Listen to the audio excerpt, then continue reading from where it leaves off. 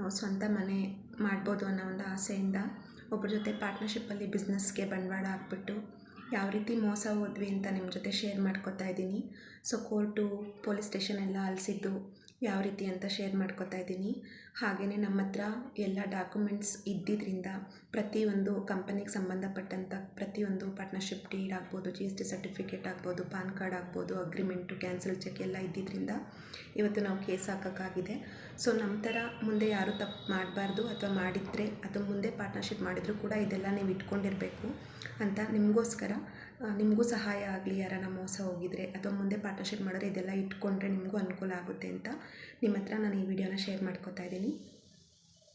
ಬನ್ನಿ friends, welcome back to my channel. ಎಲ್ಲರೂ ಹೇಗಿದ್ದೀರಾ? ಎಲ್ಲರೂ ತುಂಬ ಚೆನ್ನಾಗಿರ್ತೀರಾ ಅಂತ ಭಾವಿಸ್ತೀನಿ. Thank you so much for supporting my channel. Please ಯಾರೆಲ್ಲ ಸಬ್ಸ್ಕ್ರೈಬ್ ಮಾಡಿಲ್ಲ ದಯವಿಟ್ಟು ಸಬ್ಸ್ಕ್ರೈಬ್ ಮಾಡಿಕೊಂಡು ನನ್ನ ವೀಡಿಯೋನ ನೋಡಿ ಸಪೋರ್ಟ್ ಮಾಡಿ ಫ್ರೆಂಡ್ಸ್. ಇವತ್ತು ನಾನಿಲ್ಲಿ ನಿಮ್ಗೆ ಆಲ್ರೆಡಿ ಗೊತ್ತಿರುತ್ತೆ, ಥಂಬ್ನೇಲಲ್ಲಿ ನೋಡಿರ್ತೀರ. ಸೊ ನಾವು ಪಾರ್ಟ್ನರ್ಶಿಪ್ ಬಿಸ್ನೆಸ್ನಲ್ಲಿ ಬಂಡವಾಳನ ಹೂಡಿ ಸೊ ಮೋಸವಾದಂಥ ಕಥೆನ ಇವತ್ತು ನಿಮ್ಮ ಹತ್ರ ಶೇರ್ ಮಾಡ್ಕೊಳ್ಳೋಕೆ ಬಂದಿದ್ದೀನಿ. ಸೊ ಇದನ್ನು ನಾನು ಇಲ್ಲಿ ಶೇರ್ ಮಾಡ್ಕೋಬೇಕಾ ಬೇಡವಾ ಅನ್ನೋ ಒಂದು ಗೊಂದಲದಲ್ಲೇ ಇದ್ದೆ. ಸೊ ನಾನು ನಮ್ಮ ಹಸ್ಬೆಂಡ್ ಹತ್ರ ಶೇರ್ ಮಾಡಿಕೊಂಡಾಗ, ಹೌದು ತುಂಬ ಜನ ನಮ್ಮ ಥರನೇ ಮೋಸ ಹೋಗೋರು ಕೂಡ ಇರ್ತಾರೆ, ಅವ್ರಿಗೂ ಕೂಡ ಅನುಕೂಲ ಆಗ್ಬೋದು, ಶೇರ್ ಮಾಡ್ಕೋ ಪರವಾಗಿಲ್ಲ, ಇದರಲ್ಲಿ ನಾವು ಏನು ಕಳ್ತನ ಏನು ಮಾಡಿಲ್ಲ ಅಲ್ವಾ. ಸೊ ನಮ್ಮಿಂದ ಒಬ್ರಿಗೆ ಉಪಯೋಗ ಆದರೆ ಅದಕ್ಕಿಂತ ಒಳ್ಳೆಯದಾದರೆ ಅದಕ್ಕಿಂತ ಒಳ್ಳೇದು ಇನ್ನೇನಿದೆ ಅಂತ ಹೇಳಿದ್ರು. ಸೊ ಹಾಗಾಗಿ ನಾನಿವತ್ತು ಈ ವಿಷಯನ ನಿಮ್ಮ ಮುಂದೆ ತಗೊಂಡು ಬಂದಿದ್ದೀನಿ. ತುಂಬ ಅಂದರೆ ತುಂಬ ಕೆಟ್ಟ ದಿನಗಳನ್ನ ನೋಡ್ಬಿಟ್ಟಿದ್ದೀವಿ ಪಾರ್ಟ್ನರ್ಶಿಪ್ ಬಿಸ್ನೆಸ್ನಲ್ಲಿ. ನಂಗೆ ಗೊತ್ತಿಲ್ಲ ಎಲ್ರಿಗೂ ಇದೇ ರೀತಿ ಆಗಿರುತ್ತೆ ಅಂತ ನಾನು ಹೇಳಲ್ಲ, ಕೆಲವರು ಒಳ್ಳೆಯವರು ಇರ್ತಾರೆ, ಬಟ್ ಮ್ಯಾಕ್ಸಿಮಮ್ಮಲ್ಲಿ ಪಾರ್ಟ್ನರ್ಶಿಪ್ಪಲ್ಲಿ ಮೋಸ ಹೋದವರೇ ಜಾಸ್ತಿ ಅಂತ ನಾನು ಕಿವಿಯಾರೆ ಕೇಳಿದ್ದೀನಿ, ಕಣ್ಣಾರೆ ನೋಡಿದ್ದೀನಿ ಕೂಡ. ಪಾರ್ಟ್ನರ್ಶಿಪ್ಪಲ್ಲಿ ತುಂಬ ಜಗಳಗಳು, ತುಂಬ ಹೊಡೆದಾಟಗಳೇ ಆಗ್ಬಿಟ್ಟಿದೆ. ಕೆಲವು ಕಡೆ ನ್ಯೂಸಲ್ಲೆಲ್ಲ ನೋಡಿರ್ತೀವಿ, ಕೊಲೆಗಳು ಕೂಡ ಆಗಿಬಿಟ್ಟಿರುತ್ತೆ. ಅಷ್ಟು ಹೀನಾಯವಾಗಿ ನಡ್ಕೊತಾರೆ ಪಾರ್ಟ್ನರ್ಶಿಪ್ಪಲ್ಲಿ. ಸೊ ತುಂಬ ಬೆರಳೆಣಿಕೆಯಷ್ಟು ಚೆನ್ನಾಗಿರುವಂಥವ್ರನ್ನೂ ಕೂಡ ನಾನು ನೋಡಿದ್ದೀನಿ. ಎಲ್ಲರೂ ಕೆಟ್ಟವರು ಅಂತ ಹೇಳ್ತಾ ಇಲ್ಲ, ಬಟ್ ಇಲ್ಲಿ ನನಗಾದಂಥ, ನಮ್ಮ ಹಸ್ಬೆಂಡ್ಗಾದಂಥ ಮೋಸನ ನಿಮ್ಮ ಹತ್ರ ಶೇರ್ ಮಾಡ್ಕೊಬೇಕು ಅಂತ ಫ್ರೆಂಡ್ಸ್. 2017-18 ಪೀರಿಯಡಲ್ಲಿ ಸೊ ನಮ್ಮ ಹಸ್ಬೆಂಡ್ ಒಂದು ಕಂಪ್ನಿಯಲ್ಲಿ ಕೆಲಸ ಮಾಡ್ತಾ ಇರ್ತಾರೆ. ಸೊ ಅಲ್ಲಿ ಒಬ್ಬರು ಕೋವರ್ಕರ್ ಇರ್ತಾರೆ ಅವ್ರಿಗೆ. ಸೊ ನಮ್ಮ ಹಸ್ಬೆಂಡ್ ತುಂಬ ಒಳ್ಳೆಯ ಹೆಸರು ಕೂಡ ಇರುತ್ತೆ, ಪೊಸಿಷನ್ ಕೂಡ ಇರುತ್ತೆ ಆ ಜಾಗದಲ್ಲಿ. ತುಂಬ ಅಂದರೆ ತುಂಬ ರೆಸ್ಪೆಕ್ಟ್ ಇರುತ್ತೆ ನಮ್ಮ ಹಸ್ಬೆಂಡ್ಗೆ. ಸೊ ಅವ್ರಿಗೆ ಅಲ್ಲಿ ಯಾವುದೇ ರೀತಿ ಕೆಲಸ ಬಿಡಬೇಕು ಅನ್ನೋ ಪ್ಲ್ಯಾನ್ ಇರಲ್ಲ, ಉದ್ದೇಶ ಇರೋದೇ ಇಲ್ಲ ಅವ್ರಿಗೆ. ಸೊ ಇವರು ತುಂಬ ಅಂದರೆ ತುಂಬ 6 ಮಂತ್ಸಿಂದ ಇವ್ರಿಗೆ ಬ್ರೈನ್ ವಾಶ್ ಮಾಡಿ ಮಾಡಿ ಮಾಡಿ ಸೊ ಇನ್ನೊಬ್ರನ್ನ ಎಷ್ಟು ದಿನ ಅಂತ ಬೆಳೆಸ್ತೀಯಾ, ಅವ್ರು ಕೋಟ್ಯಾಂತರ ರೂಪಾಯಿ ಮಾಡ್ಕೊಂಡಿದ್ದಾರೆ, ಸೊ ಬರೀ ನೀನು ಅವ್ರನ್ನೇ ಬೆಳೆಸೋದಾಯಿತು, ಸ್ಯಾಲ್ರಿ ಇಲ್ಲ ತಗೊಂಡು ಇಷ್ಟು 25,000 30,000ದಲ್ಲೆಲ್ಲ ಏನು ಜೀವನ ಮಾಡೋಕ್ಕಾಗುತ್ತೆ, ಬಾ ನಾವಿಬ್ಬರು ಹಾಗೆ ಬದುಕ್ಬೋದು ಹೀಗೆ ಬದುಕ್ಬೋದು ಅಂತ ತುಂಬ ಅಂದರೆ ತುಂಬ ಬ್ರೈನ್ ವಾಶ್ ಮಾಡಿದ್ರು. ಯಾಕೆ ಅಂದರೆ ಅವ್ರಿಗೆ ಬಂಡವಾಳ ಹಾಕೋಕ್ಕೊಬ್ರು ಬೇಕಿತ್ತು. ಇನ್ನೊಂದು, ನಮ್ಮ ಹಸ್ಬೆಂಡ್ ಬಂದು ಒಳಗಡೆ ಅವರು ಮಾಡ್ತಿದ್ದಂಥ ಕೆಲಸದ ಬಗ್ಗೆ, ಒಳಗಡೆ ಇರೋ ಕೆಲಸ ನಮ್ಮ ಹಸ್ಬೆಂಡಿಗೆ ಗೊತ್ತಿತ್ತು. ಈ ಕೋವರ್ಕರ್ ಯಾರೊಬ್ಬ ಇದ್ದಲ್ಲ ಅವನಿಗೆ ಹೊರಗಡೆ ಮಾರ್ಕೆಟಿಂಗ್ ಜನ ಮಾತ್ರ ಗೊತ್ತಿತ್ತು. ಸೊ ಒಳಗಡೆ ಕೆಲಸ ಅವನಿಗೆ ಗೊತ್ತಿರೋದಿಲ್ಲ, ನಮ್ಮ ಹಸ್ಬೆಂಡಿಗೆ ಮಾತ್ರ ಒಳಗಡೆ ಇರೋ ಕೆಲಸ ಗೊತ್ತಿರುತ್ತೆ. ಸೊ ಅವ್ರು ನಾನು ಬರಲ್ಲ, ಮೋಸ ಮಾಡಲ್ಲ ಅಂತ ಹೇಳ್ತಾರೆ. ಬಟ್ ಅವರು ನಮ್ಮ ಹಸ್ಬೆಂಡ್ನ ಕನ್ವಿನ್ಸ್ ಮಾಡೋಕ್ಕಾಗದೆ ಕೊನೆಗೆ ನನ್ನ ಹತ್ರ ಬರ್ತಾರೆ, ನಮ್ಮ ಮನೆಗೆ ಬಂದು, ನೋಡಮ್ಮ ಬೆಂಗಳೂರು ಜೀವನ ಹಾಗೆ ಹೀಗೆ. ಸೊ ನಮಗೆಲ್ಲರದು ಕನಸು ಒಂದೇ ಅಲ್ವಾ, ಮಿಡಲ್ ಕ್ಲಾಸ್ ಅವರು, ಅವರೆಲ್ಲ ಕೋಟ್ಯಾಧೀಶ್ವರು, ಕೋಟಿ ಮಾಡ್ಕೊಬಿಟ್ಟಿದ್ದಾರೆ. ನಾವು ಒಂದು ಮನೆ ಅಂತ ಮಾಡ್ಕೊಳ್ಳೋಣ, 1 ವರ್ಷದೊಳಗಡೆ ನಾನು ಮನೆ ತೊಗೋಬೋದು, ನೀವು ಮನೆ ತೊಗೋಬೋದು ಅಂತ. ಬಟ್ ನಾನು ನಮ್ಮ ಹಸ್ಬೆಂಡ್ ಹತ್ರ ಡಿಸ್ಕಸ್ ಮಾಡಿದಾಗ, ಅಲ್ಲಿ ಅವರು ತುಂಬ ಒಳ್ಳೆ ಮನುಷ್ಯನಾಗೇ ಇರ್ತಾರೆ, ನಡ್ಕೊಂಡಿರ್ತಾರೆ. ಬಟ್ ಅಲ್ಲಿ ಅವರು ಕೆಲವು ಕಂಪನಿಗಳಲ್ಲಿ ಮೋಸನ ಮಾಡ್ತಾ ಇರ್ತಾರೆ. ಅವ್ರು ಕೆಲಸ ಮಾಡ್ತಿದ್ದ ಕಂಪ್ನಿನಲ್ಲಿ ಮೋಸ ಮಾಡ್ತಿರ್ತಾರೆ, ಒಳಗಡೆನೇ ತುಂಬ ಮೋಸ ಮಾಡ್ತಿರ್ತಾರೆ. ಅದು ಅವ್ರ ಬಾಸ್ಗೆ ಗೊತ್ತಾಗ್ಬಿಟ್ಟು ಅವರು ಸ್ವಲ್ಪ ಒಳಗಡೆನೇ ಕ್ಲಾಸ್ ತೊಗೊಂಡಿರ್ತಾರೆ. ಅದಕ್ಕೆ ಅವನು ಕೆಲಸ ಬಿಡಬೇಕು ಅಂತ ಅಂದ್ಕೊಂಡು ಅವನು ಆಚೆ ಕಡೆ ಬಂದರೆ ಅವನೇನೂ ಕೆಲಸ ಮಾಡೋಕ್ಕಾಗಲ್ಲ. ಜನ ಗೊತ್ತಿದ್ದರೆ ಅವನಿಗೆ ಕೆಲಸ ಗೊತ್ತಿರಬೇಕಲ್ವ. ಸೊ ರವಿನ ಕರ್ಕೊಂಡು ಬಂದರೆ ಎಲ್ಲ ಸರಿ ಹೋಗುತ್ತೆ ಅಂತ ಹೇಳ್ಬಿಟ್ಟು ತುಂಬ ಬ್ರೈನ್ ವಾಶ್ ಮಾಡ್ತಾನೆ. ಬಟ್ ಇವ್ರು ಒಪ್ಪೋದಿಲ್ಲ. ಕೊನೆಗೆ ಮನೆಗೆಲ್ಲ ಬಂದು ಫೋನ್ ಮಾಡಿ, ದಿನಕ್ಕೆ 10-20 ಸಲ ಫೋನ್ ಮಾಡಿ ಇವ್ರಿಗೆ ಕನ್ವಿನ್ಸ್ ಮಾಡಿ, ನನಗೂ ಕಾಲ್ ಮಾಡ್ತಾರೆ. ನನಗೂ ಕೂಡ ತುಂಬ ಒಂದು ಸ್ವಲ್ಪನೂ ಇಷ್ಟ ಇರಲ್ಲ ಪಾರ್ಟ್ನರ್ಶಿಪ್ ಅಂದರೆ. ಬಟ್ ನಿಮಗೆ ಗೊತ್ತಲ್ವಾ, ಮಿಡಲ್ ಕ್ಲಾಸ್ ಫ್ಯಾಮಿಲಿ, ನಮ್ಮ ಕನಸು ಏನಂದರೆ ಒಂದೇ ಒಂದು ಗೂಡು ಮಾಡ್ಕೊಬೇಕು ನಮಗೆ ಅಂತ. ಹೌದು, ಒಳ್ಳೇದಾಗ್ಬೋದು ನಮಗೆ ಅಂತ ಹೇಳಿ ಇಬ್ಬರು ಕೂತ್ಕೊಂಡು ಒಂದು ಫೈನ್ ಡೇ, ಓಕೆ ಬಂಡವಾಳ ಹಾಕ್ಬಿಟ್ಟು ಸ್ಟಾರ್ಟ್ ಮಾಡೋಣ ಅಂತ ಸ್ಟಾರ್ಟ್ ಮಾಡ್ಕೋತೀವಿ. ಫೈನ್ ಡೇ ಇಬ್ಬರು ಸೇರಿಕೊಂಡು ಸೊ ಪಾರ್ಟ್ನರ್ಶಿಪ್ಪಲ್ಲಿ ಬಿಸ್ನೆಸ್ನ ಮಾಡಬೇಕು ಅಂತ ಯೋಚನೆ ಮಾಡ್ತಾರೆ. ನಮಗೂ ಒಂದು ಆಸೆ, ಎಲ್ಲೋ ಒಂದು ಆಸೆ ಇರುತ್ತೆ. ಸೊ ನಾವು ಒಂದು ಮನೆ ಮಾಡ್ಬೋದಲ್ವಾ, ಎಲ್ರಿಗೂ ಇದ್ದೇ ಇರುತ್ತಲ್ವ ಮನೆ ಅನ್ನೋ ಆಸೆ. ಆ ರೀತಿಯಾಗಿ ಒಂದು 6 ಮಂತ್ಸಿಂದ 1 ಇಯರ್ ವರ್ಗೂ ಕೂಡ ತುಂಬ ಅಂದರೆ ತುಂಬ ಚೆನ್ನಾಗಿರ್ತಾನೆ ಇವ್ರ ಜೊತೆ. ಕೆಲಸ ಎಲ್ಲ ತಿಳ್ಕೊಂಬಿಡ್ತಾನೆ ಅವನು. ಓದೋಕ್ಕೆ ಬರೆಯೋಕ್ಕೆ ಅಷ್ಟಾಗಿ ಬರಲ್ಲ, ಬಟ್ ತುಂಬ ಇಂಟೆಲಿಜೆಂಟು. ಒಂದು ಸಲ ಕಣ್ಣಲ್ಲಿ ನೋಡಿಬಿಟ್ರೆ, ಕಿವಿಲಿ ಕೇಳಿಬಿಟ್ರೆ ಅದನ್ನು ಕೊನೆ ತನಕ ನೆನ್ಪಿಟ್ಕೊಳ್ಳೋ ಅಂಥ ಆಸಾಮಿ. ಸೊ ನಮಗೆ ಕಂಪ್ನಿ ಎಲ್ಲ ಸ್ಟಾರ್ಟ್ ಮಾಡ್ತೀವಿ. ಫಸ್ಟ್ ಪಾರ್ಟ್ನರ್ ಆಗಿ ಅವನು, ಸೆಕೆಂಡ್ ಪಾರ್ಟ್ನರ್ ಆಗಿ ನಾವು. ಸೊ ಸ್ಟಾರ್ಟ್ ಮಾಡ್ಕೊಂಡ್ಮೇಲೆ ಒಂದು 6ರಿಂದ 1 ವರ್ಷ ಇವರು ತುಂಬ ಚೆನ್ನಾಗಿ ಕೆಲಸನ ಮಾಡ್ತಾರೆ. ಸೊ ತುಂಬ ಒಳ್ಳೊಳ್ಳೆ ಆರ್ಡ್ರುಗಳು ಬರುತ್ತೆ. ಸೊ ನಮ್ಮ ಹಸ್ಬೆಂಡ್ಗೆ ಒಳ್ಳೆ ಕೆಲಸ ಗೊತ್ತಿರುತ್ತೆ. ಸೊ ಮೆಟೀರಿಯಲ್ ನಾವೇನು ಔಟ್ ಆಫ್ ಸ್ಟೇಟಿಂದ ತರಿಸ್ತೀವಿ, ಸೊ ಅದು ಎಲ್ಲಿಂದ ತರಿಸ್ತೀವಿ ಅನ್ನೋದು ಅವನಿಗೆ ಗೊತ್ತಿರಲ್ಲ. ಸೊ ನಮ್ಮ ನಮ್ಮ ಹಸ್ಬೆಂಡ್ ಕೋವರ್ಕರ್ಗೆ ಆ ಐಟಮ್ ಹೆಸ್ರು ಏನು ಅನ್ನೋದು ಅವನಿಗೆ ಗೊತ್ತಿರಲ್ಲ. ಮೆಟೀರಿಯಲ್ ಹೆಸರು ಕೂಡ ಅವನಿಗೆ ಗೊತ್ತಿರಲ್ಲ. ಅದನ್ನು ಹೇಗೆ ಮಾಡೋದು ಅಂತಲೂ ಗೊತ್ತಿರಲ್ಲ, ಎಲ್ಲಿಂದ ತರಿಸ್ಬೇಕು ಅಂತಲೂ ಗೊತ್ತಿರಲ್ಲ. ಸೊ ನಾನು ನಮ್ಮ ಹಸ್ಬೆಂಡ್ ಸೇರಿಕೊಂಡು ಗೂಗಲ್ ಮಾಡಿ ತುಂಬ ಕಷ್ಟಪಟ್ಟು 100 ಕಡೆ ಸರ್ಚ್ ಮಾಡಿ 10 ಕಡೆ ಮಾತಾಡಿ 10 ಕಡೆ ಸ್ಯಾಂಪಲ್ ತರಿಸ್ಕೊಂಡು ಅಟ್ ಲಾಸ್ಟ್ ನಾವು ಐಟಮ್ಗಳನ್ನೆಲ್ಲ ತರಿಸ್ಕೊತೀವಿ. ಸೊ ಇವ್ರು ರೆಡಿ ಮಾಡೋಕ್ಕೆ ಸ್ಟಾರ್ಟ್ ಮಾಡ್ತಾರೆ. ಸೊ ಕಸ್ಟಮರ್ ಇವ್ನಿಗೆ ಆಲ್ರೆಡಿ ಗೊತ್ತಿರ್ತಾರೆ. ಸೊ ನಾವು ಮೆಟೀರಿಯಲ್ ಸರಿಯಾಗಿ ಕೊಟ್ಟರೆ ತಾನೇ, ಚೆನ್ನಾಗಿರೋ ಕ್ವಾಲಿಟಿದು ಕೊಟ್ಟರೆ ತಾನೇ ಕಸ್ಟಮರ್ ಬರೋದು. ಸೊ ಬಂಡವಾಳನ ಸಮನಾಗಿ ಹಾಕ್ಕೊತಾರೆ. ಕೊನೆಗೆ ಹೋಗ್ತಾ 1 ವರ್ಷ ಆದಮೇಲೆ ಸ್ವಲ್ಪ ಬಂಡವಾಳ ಅವಾಗವಾಗ ಹಾಕಬೇಕಾಗುತ್ತೆ.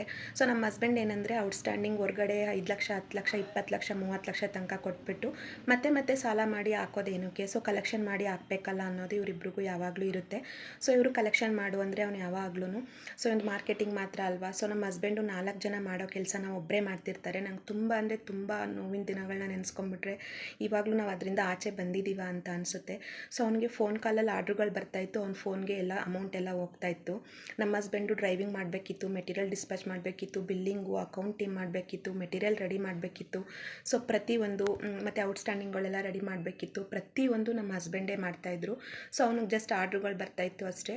ಆಮೇಲೆ ಅವ್ನು ಇನ್ನೊಂದು ನಾವು ಬುದ್ಧಿನ ಮುಂಚೆನೇ ತಿಳ್ಕೊಬೇಕಿತ್ತು. ನಮ್ಮ ಹಸ್ಬೆಂಡ್ಗೆ ಯಾರಾನ ಕಸ್ಟಮರ್ಗಳು ಮಾತಾಡ್ಸಿದ್ರೆ, ಫೋನ್ ನಂಬರ್ ಕೇಳಿದ್ರೆ ಅವನಿಗೆ ಸಹಿಸ್ಕೊಳ್ಳೋ ಶಕ್ತಿ ಇರ್ತಾ ಇರಲಿಲ್ಲ. ಸೊ ಅವ್ರಿಗೆ ತುಂಬ ಅಂದರೆ ತುಂಬ ಹೊಟ್ಟೆ ಉರಿ ಬಂದುಬಿಡ್ತಾಯಿತ್ತು. ಇವ್ರಿಗೆ ಯಾರನ್ನ ಮಾತಾಡಿಸ್ಬಿಟ್ರೆ ಅವ್ನಿಗೆ ತಡ್ಕೊಳ್ಳೋ ಶಕ್ತಿನೇ ಇರ್ತಾಯಿರಲಿಲ್ಲ. ಅದು ನಾವು ಮುಂಚೆನೇ ತಿಳ್ಕೊಬೇಕಿತ್ತು. ಸೊ ಇರಲಿ ಪರವಾಗಿಲ್ಲ ಅಂತ ಹಾಗೆ ಮಾಡ್ಕೊಂಡೋದ್ವಿ. 1 ವರ್ಷ ಆಯಿತು, 2 ವರ್ಷ ಆಯಿತು. ಕೆಲಸ ಎಲ್ಲ ತುಂಬ ಚೆನ್ನಾಗಿ ನೋಡ್ಕೊಂಬಿಟ್ಟ ನಮ್ಮ ಹಸ್ಬೆಂಡ್. ಎಲ್ಲಿಂದ ತರಿಸ್ತಾರೆ, ಏನೇನು ಮಾಡ್ತಾರೆ, ಹೇಗೆ ಮಿಕ್ಸ್ ಮಾಡ್ತಾರೆ ಎಲ್ಲ ನೋಡ್ಕೊಂಡ. ಸೊ 2 ವರ್ಷ ಆದಮೇಲೆ 50ರಿಂದ 70 ಲಕ್ಷ ಹೊರಗಡೆ ಮಾರ್ಕೆಟಲ್ಲಿರುತ್ತೆ. ಸೊ ಸಣ್ಣದಾಗಿ ಕಿರಿಕಗಳನ್ನ ಮಾಡೋಕ್ಕೆ ಸ್ಟಾರ್ಟ್ ಮಾಡ್ದೆ. ದುಡ್ಡು ಹಾಕಬೇಕು, ನಾನು ಅಷ್ಟು ಹಾಕಿದ್ದೀನಿ ಇಷ್ಟು ಹಾಕಿದ್ದೀನಿ ಅಂತ ನಮ್ಮ ಹಸ್ಬೆಂಡ್ ಹೇಳಿದ್ರು. ಸೊ ನಾವು ಸ್ಟಾರ್ಟ್ ಮಾಡೋವಾಗ ಹಾಕಿದ್ದೀವಿ, ನಾನು ಕೆಲಸ ಮಾಡಿದ್ದೀನಿ, ತರಿಸಿದ್ದೀನಿ, ಮಾಡಿದ್ದೀನಿ. ಸೊ ಕಂಪ್ನಿ ಹೆಸ್ರಲ್ಲಿ ನೀನು ಅಮೌಂಟ್ ತರ್ತೀಯ, ಕಂಪ್ನಿ ದುಡ್ಡಲ್ಲಿ ನೀನು ತೀರಿಸ್ತೀಯ ಅಂತ. ಬಟ್ ಅವನು ತುಂಬ ಅಂದರೆ ತುಂಬ ಬಂಡವಾದ ಮಾಡೋನು. ಸೊ ಹೀಗೆ ನಮ್ಮ ಹಸ್ಬೆಂಡ್ ರಜಾ ತೊಗೋಬೇಕು ಅಂದರೆ ಅವನು ಪರ್ಮಿಷನ್ ತೊಗೋಬೇಕಿತ್ತು. ಅವನೆಲ್ಲಾದರೂ ಹೋಗ್ಬೇಕಂದ್ರೆ ಇವ್ನು ಹೇಳ್ದೆ ಕೇಳದೆ ಹೋಗ್ಬಿಡ್ತಾ ಇದ್ದ. ಕೀ ಕೊಟ್ಬಿಟ್ಟು ಇವ್ರಿಗೆ ಕೆಲಸ ತಾಳ್ತರ ನಡ್ಸ್ಕೊಳ್ಳೋನು. ಇವರು ತುಂಬ ಸಲ ಜಗಳ ಮಾಡಿದ್ರು, ಬಟ್ ಮರ್ಯಾದೆ ಹೋಗ್ಬಿಡುತ್ತೆ. ಸೊ ಮಾಡಿಬಿಟ್ಟಿದ್ದೀನಿ ಮರ್ಯಾದೆ ಪ್ರಶ್ನೆ ಅಂತ ಹೇಳಿ. ಇವ್ರಿಗೆ ನಮ್ಮನೆಯವ್ರಿಗೆ ಹೊರಗಡೆ ಹೇಳ್ಕೊಳಕ್ಕೆ ಇಷ್ಟ ಇಲ್ಲ. ಅವ್ರಿಗೆ ಏನೇ ಇದ್ರೂ ಅಷ್ಟೇ. ಸೊ ಇವ್ರು ಬೇರೆಯವ್ರ ಹತ್ರ ಹೇಳ್ಕೊಳಕ್ಕಾಗಲಿ ತೋರಿಸ್ಕೊಳಕ್ಕಾಗಲಿ ಇಷ್ಟಪಡ್ತಿರ್ಲಿಲ್ಲ. ಸೊ 2-3 ಸಲ ನ್ಯಾಯ ಪಂಚಾಯಿತಿ ಕೂಡ ಆಯಿತು. ಅವನ ಕಡೆಯವರೇ ಬಂದು ಅವನಿಗೇ ಸರಿಯಾಗಿ ಉಗಿದ್ರು, ಬೈದರು. ನಮ್ಮ ಹಸ್ಬೆಂಡ್ ಪರನೇ ಮಾತಾಡಿಬಿಟ್ಟು ನಿಂದೇ ತಪ್ಪು ಅಂತೆಲ್ಲ ಹೇಳೋದ್ರು. ಆಯಿತು, ಇನ್ಮೇಲೆ ಆ ಥರ ತಪ್ಪು ಮಾಡಲ್ಲ, ಇನ್ಮೇಲೆ ನಡ್ಸ್ಕೊಂಡು ಹೋಗ್ತೀನಿ, ಮಾಡ್ಕೊಂಡು ಹೋಗ್ತೀನಿ ಅಂತ ಮತ್ತೆ ಒಂದು ಸಲ ರಾಜಿ ಮಾಡಿಬಿಟ್ಬಿಟ್ರು.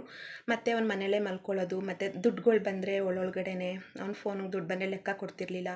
ಇವರು ಟೆನ್ಷನಲ್ಲಿ ಮರ್ತ್ಬಿಡ್ತಾಯಿದ್ರು. 4-5 ಕೆಲಸ ಒಬ್ಬರೇ ಮಾಡ್ತಾಯಿದ್ರಲ್ಲ, ಹಾಗಾಗಿ ಮೇಲ್ನೋಟಕ್ಕೆ ಅವ್ನಿಗೆ ಆರ್ಡ್ರ್ ಬರ್ತಿರೋದ್ರಿಂದ ನಾನೇ ಕಿಂಗು, ನಾನೊಬ್ಬನೇ ಫಸ್ಟ್ ಓನರ್, ಅಂದರೆ ನಾನು ಒಬ್ಬನೇ ಓನರ್ ಅನ್ನೋ ಥರ ಬಿಹೇವ್ ಮಾಡೋಕ್ಕೆ ಸ್ಟಾರ್ಟ್ ಮಾಡ್ದೆ. ಡೇ ಬೈ ಡೇ ಜಾಸ್ತಿ ಮಾಡಿಬಿಟ್ಟ ಅವನು. ಸೊ ನಾವು ತುಂಬ ಅಂದರೆ ತುಂಬ ಕಷ್ಟಪಟ್ಟಿದ್ದೀವಿ. ಅವನದೇನೂ ಇಲ್ಲ. ನಾವೇ ನಮ್ಮ ಹಸ್ಬೆಂಡೇ ಬಂದಿಲ್ಲ ಅಂದರೆ ಅವ್ನು ಬ್ರೋಕರ್ ಕೆಲಸ ಮಾಡಬೇಕಿತ್ತು. ಇವತ್ತು ವೀಡಿಯೋ ನೋಡ್ತಿರ್ಬೋದು, ಬಟ್ ನನಗೆ ಭಯ ಇಲ್ಲ, ಯಾಕೆಂದರೆ ನಾನು ಸತ್ಯ ಹೇಳ್ತಾ ಇದ್ದೀನಿ. ಸೊ ಒಂದು ಫೈನ್ ಡೇ ನಮಗೆ ಆಗಲಿಲ್ಲ ತಡ್ಕೊಳಕ್ಕೆ. ತುಂಬ ಮನಃಶಾಂತಿನೇ ಹೊಟ್ಟೋಗ್ಬಿಡ್ತು ಮನೆಯಲ್ಲಿ. ಅವ್ನು ಕರೆದ್ರೆ ಹೋಗಬೇಕು, ಅವ್ನು ಕರೆದಿಲ್ಲ ಅಂದರೆ ಮನೇಲಿರಬೇಕು. ನಾವೆಲ್ಲೋ ಎಮರ್ಜೆನ್ಸಿಗೆಲ್ಲೋ ಹೋಗಿದ್ದೀವಿ ಅಂದರೆ ಇಮ್ಮಿಡಿಯೇಟಾಗಿ ಈಗಲೇ ಬಾ ಅಂತ ತುಂಬ ಅಂದರೆ ತುಂಬ ಟಾರ್ಚರ್ ಕೊಡೋಕ್ಕೆ ಸ್ಟಾರ್ಟ್ ಮಾಡಿಬಿಟ್ಟ. ಇದು ನಮ್ಮ ಹಸ್ಬೆಂಡು ಕೂಡ ಅವ್ನ ರೀತಿಯೇ ನಿಂತ್ಕೊಂಡ್ರೆ ಅವ್ನು ನಮ್ಮ ಹಸ್ಬೆಂಡ್ ಮುಂದೆ ಏನೂ ಇಲ್ಲ. ಸೊ ಅವ್ರು ನಮ್ಮ ಹಸ್ಬೆಂಡ್ಗಿಂತ ಒಂದು 10-15 ವರ್ಷ ದೊಡ್ಡವರಿದ್ದರು, ಮರ್ಯಾದೆ ಕೊಡ್ತಾಯಿದ್ರು ಅಷ್ಟೇ. ಸೊ ನಮ್ಮ ಹಸ್ಬೆಂಡ್ ತುಂಬ ಅಂದರೆ ತುಂಬ ಒಳ್ಳೆಯವರು. ಆ ಒಳ್ಳೆತನಕ್ಕೆ ಒಂದು ಬೆಲೆ ಕೊಡಲಿಲ್ಲ ಅಷ್ಟೇ. ಸೊ ಒಂದು ಫೈನ್ ಡೇ ಇದು ಆಗಬರಲ್ಲ ಅಂತ ಹೇಳಿ ಡಿಸೈಡ್ ಮಾಡ್ತಾಯಿದ್ವಿ. ಸೊ ಒಂದು ದಿನ ಚೆನ್ನಾಗಿತ್ತು. ನಮ್ಮ ಹಸ್ಬೆಂಡು 15 ವರ್ಷದಿಂದ ಕಾರ್ ಕೂಡ ಇಟ್ಕೊಂಡಿದ್ರು. ಇವನ್ ಬಿಸ್ನೆಸ್ಗೋಸ್ಕರ ನಾವು ಕಾರು ಕೂಡ ಮಾರಿದ್ವಿ. ನಮ್ಮ ಮಾಂಗಲ್ಯ ಚೈನ್ ಸಮೇತ ಇಟ್ಟು ಒಡವೆ ಎಲ್ಲ ಇಟ್ಬಿಟ್ಟು ಬಿಸ್ನೆಸ್ಸಿಗೆ ನಾವು ಬಂಡವಾಳ ಹಾಕಿದ್ವಿ. ಮಾಂಗಲ್ಯ ಚೈನು ಕೂಡ ಇಟ್ಟಿದ್ರು, ಎಲ್ಲ ಇಟ್ಟಿದ್ರು, ಒಡವೆ ಒಂದು ರಿಂಗ್ ಕೂಡ ಇಟ್ಕೊಂಡಿರಲಿಲ್ಲ. ಕಾರ್ ಕೂಡ ಮಾರಿಸ್ಬಿಟ್ಟ. ನಾವು ಲೀಸಲ್ಲಿದ್ವಿ, ಆ ಲೀಸ್ ದುಡ್ಡು ಕೂಡ ತೆಗಿ, ಏನಕ್ಕೆ ಲೀಸಲ್ಲಿ ಇಟ್ಟಿದ್ಯಾ, ಲೀಸಲ್ಲಿದ್ದರೆ ಅಲ್ಲೇ ಇರುತ್ತೆ, ಬಿಸ್ನೆಸ್ ಮೇಲೆ ಹಾಕಿದ್ರೆ ಡಬಲ್ ಆಗುತ್ತೆ ಅಂತೆಲ್ಲ ಹೇಳ್ದ. ಸೊ ನಾನು ಒಪ್ಪಲಿಲ್ಲ ಅದನ್ನು ಕೊಡೋಕ್ಕೆ. ಅವನಿಂದ ಮನೆ ಕೂಡ ಚೇಂಜ್ ಮಾಡಿದ್ವಿ ನಾವು, ಕಾರ್ ಕೂಡ ಮಾರಿದ್ವಿ, ಗೋಲ್ಡೆಲ್ಲ ಮರ್ಜ್ ಮಾಡಿದ್ವಿ. ಬಟ್ ಕೊನೆಗೆ ಕಾರ್ ತೊಗೋಬೇಕಾಗಿತ್ತು ನಾವು. ಸೊ 2 ಚಿಕ್ಕ ಮಕ್ಳು ಇದ್ದಿದ್ದರಿಂದ, ಆಮೇಲೆ ನಾವು 15 ವರ್ಷದಿಂದ ಕಾರ್ ಇಟ್ಕೊಂಡು ನಮ್ಮ ಹಸ್ಬೆಂಡ್ ಓಡಿಸ್ತಾ ಇದ್ದಿದ್ದರಿಂದ ಸೊ ಕಾರ್ ಮಾರಿದಾಗ ನಮಗೆ ಸ್ವಲ್ಪ ಹಿಂಸೆ ಆಗ್ತಾಯಿತ್ತು ಊರ ಕಡೆ ಎಲ್ಲ ಹೋಗ್ಬಿಟ್ಟು ಬರಬೇಕಾದ್ರೆ. ಸೊ ಇವರು ಬಿಸ್ನೆಸ್ ಸ್ಟಾರ್ಟ್ ಮಾಡಿದ್ಮೇಲೆ ಕಾರ್ ತೊಗೊಂಡಿದ್ದಲ್ಲ, ಸೊ 15 ವರ್ಷದಿಂದ ಇತ್ತು. ಸೊ ಹಾಗಾಗಿ ನಾವು ಓಕೆ ಅಂದ್ಬಿಟ್ಟು ಒಂದು ಲೋನಲ್ಲಿ ಕಾರ್ ಕೂಡ ತಗೋತೀವಿ. ಸೊ ಕಾರ್ ತೊಗೊಂಡಾಗ ಅವನಿಗೆ ತುಂಬ ಹೊಟ್ಟೆ ಕಿಚ್ಚು ಬರುತ್ತೆ. ಸ್ಯಾಲ್ರಿ ತಗೋತಾ ಇರಲಿಲ್ಲ ಅವ್ನು ಕರೆಕ್ಟಾಗಿ, ಅಲ್ಲಿ ಇಲ್ಲಿ ತಂದು ಕಂಪ್ನಿ ಮೇಲೆ ಸಾಲ ಮಾಡಿ ಮೆಟೀರಿಯಲ್ ಹಾಕ್ತಿದ್ದ, ಸ್ಯಾಲ್ರಿ ಸರಿಯಾಗಿ ತಗೋತಾ ಇರಲಿಲ್ಲ. ಸ್ಯಾಲ್ರಿ ತಗೋ ಅನ್ನೋದಕ್ಕೂ ಒಂದೊಂದು ಸಲ ಜಗಳಗಳಾಗ್ತಾಯಿತ್ತು, ಕರೆಕ್ಟಾಗಿ ತಿಂಗ್ಳಿಗೆ ಸರಿಯಾಗಿ ಸ್ಯಾಲ್ರಿ ತಗೋತಿರ್ಲಿಲ್ಲ. ನಾವು ಕಂಪ್ನಿನ ನಂಬಿಟ್ಟು ಕಾರ್ ತೊಗೊಂಡಿದ್ದೀವಿ, ಅದಕ್ಕೆ ಲೋನ್ ಕಟ್ಟಬೇಕು. ಸೊ ಒಡವೆಗೆ ಇಟ್ಟಿದ್ದೀವಿ, ಒಡವೆಗಳಿಗೆಲ್ಲ ಬಡ್ಡಿ ಕಟ್ಟಬೇಕು, ಮತ್ತು ಲೋನ್ ತೊಗೊಂಡಿದ್ದೀವಿ, ಲೋನ್ಗಳಿಗೆಲ್ಲ ಲೋನ್ ಕಟ್ಟಬೇಕು. ಬಟ್ ಇವನು ಬೇಕಂತಲೇ ಸ್ಯಾಲ್ರಿ ತಗೋತಾ ಇರಲಿಲ್ಲ. ಯಾಕೆ ತಗೋತಿರ್ಲಿಲ್ಲ ಅನ್ನೋ ಒಳಗಡೆ ಅವನಿಗೆಲ್ಲ ದುಡ್ಡು ಕಾಸು ಬರ್ತಾಯಿತ್ತು. ಬೇರೆ ವ್ಯವಹಾರಗಳು ಕೂಡ ಮಾಡ್ಕೋತಾ ಇದ್ದ. ಇವ್ರ ಹತ್ರ ಯಾವ ಮೆಟೀರಿಯಲ್ ಸಿಗಲ್ಲ, ಅದನ್ನು ಬೇರೆಯವ್ರ ಹತ್ರ ತೊಗೊಂಡು ಅವನು ಥರ್ಡ್ ಪಾರ್ಟಿಗೆ ಮಾರಾಟ ಮಾಡ್ಕೊಂಡು ದುಡ್ಡನ್ನ ತಗೋತಾ ಇದ್ದ. ಪ್ಲಸ್ ಕೆಲವರು ಅಮೌಂಟ್ನ ಕ್ಯಾಶ್ ಆನ್ ಕ್ಯಾರಿ ಮಾಡಿದವರು ಸ್ವಲ್ಪ ಅವನ ಅಕೌಂಟಿಗೆ ದುಡ್ಡು ಹಾಕ್ತಾಯಿದ್ರು. ಹಾಗಾಗಿ ಅವನಿಗೆ ದುಡ್ಡಿನ ಅವಶ್ಯಕತೆ ಇರಲಿಲ್ಲ. ಸೊ ನಮಗೇನೆಂದರೆ, ನಮಗೆ ಯಾವುದೋ ದುಡ್ಡು ಕಾಸು ಇವ್ರ ಕೈಗೆ ಸೇರ್ತಾ ಇರಲಿಲ್ಲ. ಇವ್ರು ಬರೀ ಬಿಲ್ಲಿಂಗ್ ಮಾಡೋದು, ಐಟಮ್ ರೆಡಿ ಮಾಡೋದು, ಡೆಲಿವರಿ ಕೊಡೋದು ಮಾತ್ರ ಮಾಡ್ತಾಯಿದ್ರು. ಸೊ ಇದನ್ನು ತುಂಬ ಮಿಸ್ಯೂಸ್ ಮಾಡ್ಕೊಂಡ, ಬೇಕಂತಲೇ ಕಿರಿಕ್ ಸ್ಟಾರ್ಟ್ ಮಾಡ್ದೆ. ಬಿಟ್ಟೋಗ್ಬಿಟ್ರೆ ನಾನು ಒಬ್ಬನೇ. ಸೊ ಇವಾಗ ಏನು ಮಾರ್ಕೆಟಲ್ಲಿ 60-70 ಲಕ್ಷ ಇದೆ, ಎಲ್ಲ ನನಗೆ ಬಂದುಬಿಡುತ್ತೆ. ಸೊ ಕೆಲಸ ಎಲ್ಲ ಕಲ್ತಿದ್ದೀನಿ. ಇವನು ಹೋದರೆ ನಾನು ಆರಾಮಾಗಿ ರಾಜನ ಥರ ಇರ್ಬೋದು. ಕೆಲಸ ಕಲ್ತಾಯಿತ್ತು, ಎಲ್ಲೆಲ್ಲಿ ಸಿಗುತ್ತೆ ಅನ್ನೋದು ಗೊತ್ತಾಯಿತು ಇವನಿಗೆ. ಸೊ ಜನ ಗೊತ್ತು. ಸೊ ಇನ್ನು ನಾನು ಒಬ್ಬನೇ ರಾಜ ಥರ ಇರ್ಬೋದು ಅಂತ ಅವನ ಮನಸ್ಸಲ್ಲಿ ಬಂತು. ಸೊ ಇದೆಲ್ಲ ಆದಮೇಲೆ ಒಂದು ಫೈನ್ ಡೇ ಹೊರಗಡೆ ಬರ್ತೀವಿ. ಅವ್ರ ಕಡೆಯವ್ರನ್ನೇ ಪಂಚಾಯಿತಿ ಮಾಡಿ, ನ್ಯಾಯ ಪಂಚಾಯಿತಿ ಅವ್ನ ಕಡೆಯವರೇ 5-6 ಜನ ಕೂರಿಸಿ, ದೊಡ್ಡವರು ಒಳ್ಳೆಯವರು. ಸೊ ಅವನಿಗೆ ಬುದ್ಧಿ ಹೇಳಿ ನಿಂದೆ ತಪ್ಪಿದೆ ಅಂತ ಹೇಳಿ 60-70 ಲಕ್ಷ ಆಚೆ ಕಡೆ ಇದ್ದಿದ್ದನ್ನ ಇವರು ಸ್ಮೂತಾಗಿ ಆಚೆ ಬರಬೇಕು. ಯಾವುದೇ ಗಲಾಟೆ ನಮ್ಮ ಹಸ್ಬೆಂಡ್ಗೆ ಇಷ್ಟ ಆಗಲ್ಲ. ಗಲಾಟೆಗೆ ನಿಂತರೆ ಎಲ್ಲರೂ ಗಲಾಟೆ ಮಾಡೇ ಮಾಡ್ತಾರೆ. ಬಟ್ ಇವ್ರಿಗೆ ಇಷ್ಟ ಇರಲಿಲ್ಲ, ನನಗೂ ಇಷ್ಟ ಇರಲಿಲ್ಲ. ಅದು ನಮ್ಮದು ತಪ್ಪಾಗಿದ್ದು. ಸೊ ಕೇವಲ ತುಂಬ ಕಡಿಮೆ ಅಮೌಂಟಿಗೆ ಹೊರಗಡೆ ಬಂದ್ವಿ. ಅಗ್ರಿಮೆಂಟ್ ಹಾಕಿಸ್ಕೊಂಡು ಚೆಕ್ಗಳೆಲ್ಲ ತೊಗೊಂಡು ಡೇಟ್ ಕೂಡ ಹಾಕಿಸ್ಕೊಂಡು ಆಚೆ ಬಂದ್ವಿ. ಸೊ ತುಂಬ ಕಷ್ಟ ಆಯಿತು. ಅವನ ಹತ್ರ ಅಮೌಂಟ್ನ 6ರಿಂದ 8 ತಿಂಗ್ಳಿಗೆ ಅವನು 2-2 ಲಕ್ಷ ಕೊಡೋ ಥರ ಮಾತುಕತೆ ಆಯಿತು. ಫಸ್ಟು ಒಂದು 2 ಚೆಕ್ನ ಕೊಟ್ಟ, ಆಮೇಲೆ ಕಿರಿಕ್ ಸ್ಟಾರ್ಟ್ ಮಾಡಿ ಯಾವ ದುಡ್ಡು ಕೊಡಬೇಕು ನಿನಗೆ, ಏನು ದುಡ್ಡು ಕೊಡಬೇಕು, ಕೊಡಲ್ಲ ಹೋಗು, ಏನು ಮಾಡ್ಕೊತೀಯ ಹೋಗು ಅಂತ ಎಲ್ಲ ಹೇಳಿ ಗಲಾಟೆ ಎಲ್ಲ ಮಾಡ್ದ. ಒಂದು ಸಲ ಅವ್ನು ಪೇಮೆಂಟ್ ಕೊಡಬೇಕು ಅಂದರೆ 150 ಸಲ ಅವ್ನಿಗೆ ಕಾಲ್ ಮಾಡಬೇಕಿತ್ತು, ಮನೆ ಹತ್ರ ಹೋಗ್ಬೇಕಿತ್ತು, ಪಂಚಾಯಿತಿ ಮಾಡಿದ್ರಲ್ಲ ಅವ್ರ ಹತ್ರ ಎಲ್ಲ ಹೋಗ್ಬೇಕಿತ್ತು. ತುಂಬ ತೊಂದರೆ ಕೊಟ್ಟ. ನಮಗೆ ನೆಮ್ಮದಿನೇ ಇಲ್ಲದಿರೋ ಥರ ಮಾಡಿಬಿಟ್ಟ. ಆ ಟೈಮಲ್ಲಿ ನಾನು ಕೂಡ ಕೆಲ್ಸಕ್ಕೆ ಹೋಗ್ತಾಯಿದ್ದೆ. ಹಸ್ಬೆಂಡ್ ಯಾಕೆಂದರೆ ಅವ್ರು ಸ್ಯಾಲ್ರಿ ಸರಿಯಾಗಿ ತಗೋತಿಲ್ಲ ಅಂತ ನಾನು ಕೂಡ ಕೆಲ್ಸಕ್ಕೆ ಹೋಗ್ತಿದ್ದೆ. ಕೆಲವು ಲೋನ್ಗಳೆಲ್ಲ ಕಟ್ಟಬೇಕಿತ್ತಂತ. ನಮ್ಮ ಹಸ್ಬೆಂಡು ಈ ಥರ ಕೆಲಸ ಹೋದ್ಮೇಲೆ ನಾನು ಕೆಲಸ ಬಿಟ್ಟೆ. ಸೊ ಮನೇಲಿ ಕೆಲಸ ಬಿಟ್ಟ ಮೇಲೆ ನಮಗೆ ದಿಕ್ಕೇ ತೋಚ್ದಂಗೆ ಆಗೋಯ್ತು. ಕಾರ್ ಲೋನ್ ಕಟ್ಟಬೇಕು, ಲೋನ್ಗಳು ಕಟ್ಟಬೇಕು, ಒಡವೆಗಳೆಲ್ಲ ಅಲ್ಲಿತ್ತು. ಸೊ ಇವ್ನು ಕೂಡ ದುಡ್ಡು ಕೂಡ ಕೊಡ್ತಾ ಇರಲಿಲ್ಲ, ಗಲಾಟೆ ಮಾಡ್ತಾಯಿದ್ದ. ಅವ್ರು ನ್ಯಾಯ ಪಂಚಾಯಿತಿ ಮಾಡಿದವ್ರು ಕೇಳಿದ್ರು ಇವತ್ತು ನಾಳೆ ಅಂತ ಹೇಳ್ತಾಯಿದ್ದ. ಕೊನೆಗೆ ಮನೆ ಬಾಗಿಲಿಗೆ ಹೋದಾಗ ಚೆಕ್ ಕೊಟ್ಟಿದ್ದೀನಿ, ಕೇಸ್ ಹಾಕೋಗು ಅಂತ ಎಲ್ಲ ಹೇಳಿ ಗಲಾಟೆ ಮಾಡ್ದೆ. ನಿನ್ಗೆ ಯಾವ ದುಡ್ಡು ಕೊಡಬೇಕಂತ ತುಂಬ ಕೆಟ್ಟ ವರ್ಡ್ ಯೂಸ್ನ ಮಾಡ್ದೆ. ಸೊ ಓಡಿದ್ರೆ ಇದೆಲ್ಲ ಪರಿಹಾರ ಆಗುವಂಥದ್ದಲ್ಲ.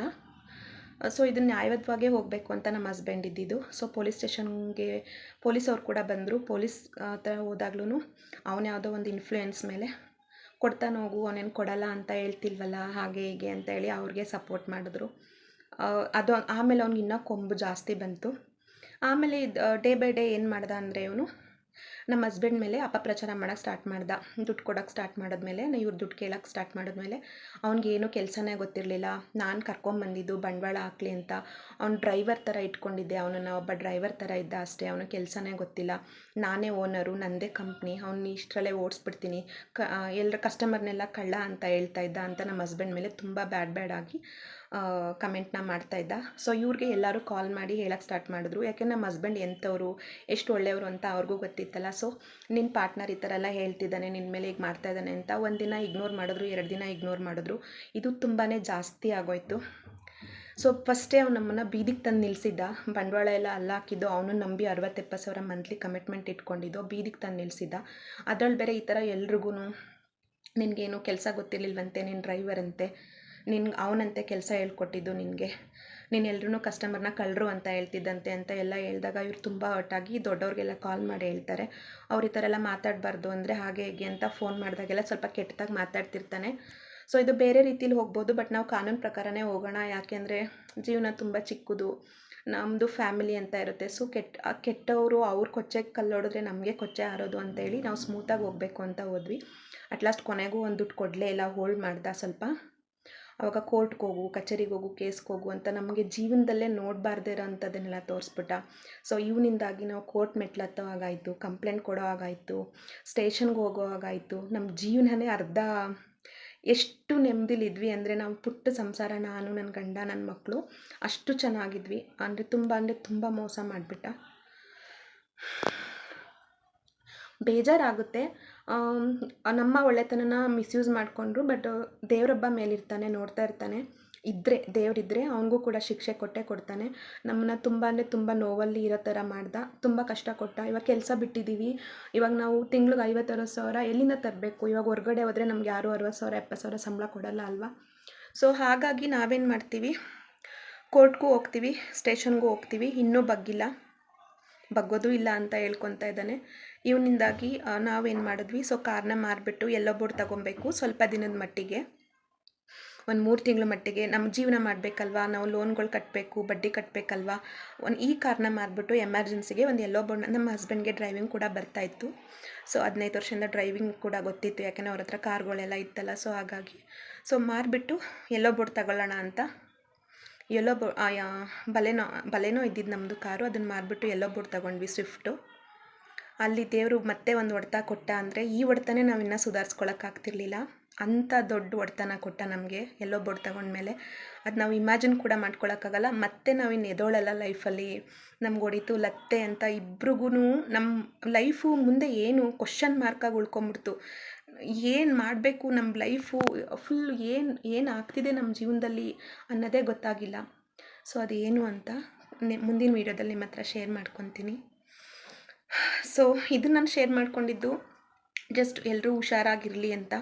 ಬೇರೆ ರೀತಿ ಇರ್ತಾರೆ. ಹೌದು, ನಮ್ಮ ಹಸ್ಬೆಂಡ್ ಕೂಡ ಜಗಳ ಮಾಡಿದ್ರು, ಗಲಾಟೆ ಮಾಡಿದ್ರು. ಬಟ್ ಅದು ಗಲಾಟೆಗೆ ಜಗಳಕ್ಕೆಲ್ಲ ಬಗ್ಗುವಂಥ ಮನುಷ್ಯ ಅವನು ಆಗಿರಲಿಲ್ಲ. ನಿಮಗೆ ಗೊತ್ತಲ್ವಾ, ದುಡ್ಡು ನೋಡಿದ್ಮೇಲೆ ಜನ ಹೇಗೆ ಚೇಂಜ್ ಆಗಿಬಿಡ್ತಾರೆ ಅಂತ. ಸೊ ಮುಂದಿನ ಸಂಚಿಕೆಯಲ್ಲಿ ಸಿಗ್ತೀನಿ friends. Please keep support, keep watch. Thank you so much.